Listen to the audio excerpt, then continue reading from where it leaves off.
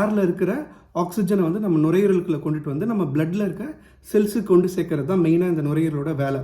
So இப்போ இந்த நுரையீரலில் இந்த காற்றுல இருக்க ஆக்சிஜன் டிரைவ் பண்ணக்குள்ள எடுக்கக்குள்ள அது கூடவே இந்த காற்றுலேயும் நிறையா பாக்டீரியா, வைரஸ், ஃபங்கை அந்த மாதிரி நிறைய விஷயங்கள் வந்து இருக்கும். ஓகேங்களா? ஸோ நம்மளுடைய நோய் எதிர்ப்பு சக்தி வந்து நார்மலாக இருக்கக்குள்ள பெருசாக எந்த பிரச்சனையுமே வராது. பட் நம்ம இம்யூனிட்டி வந்து கொஞ்சம் வீக்காக இருக்குது, இல்லை வேறு ஏதோ லோக்கல் காஸ் நுரையீரலில் இருக்குது, நுரையீரலில் வேறு ஏதோ ஒரு பிரச்சனை இருக்குது, அந்த மாதிரி இருக்கக்குள்ள இந்த நிமோனியா வர்றதுக்கான சான்ஸ் அதிகமாக இருக்குது. இந்த காற்றுல இருக்கிற பாக்டீரியாவோ, வைரஸோ, ஃபங்கையோ அது இந்த நுரையீரலுக்குள்ளே போகக்குள்ள அந்த நேரத்தில் அந்த இடத்துல தங்கி அது இன்ஃபெக்ஷனை உண்டாக்குனா அது வந்து நம்ம நிமோனியான்னு சொல்லுவோம். சரிங்களா? சரி, எப்படி சார் இந்த நிமோனியா நான் வந்து தெரிஞ்சுக்கிறது? என் குழந்தைக்கோ எங்கள் வீட்டில் இருக்கிறவங்களுக்கோ நிமோனியா காய்ச்சல் இருக்குன்றது எப்படி நம்ம தெரிஞ்சுக்கிறது?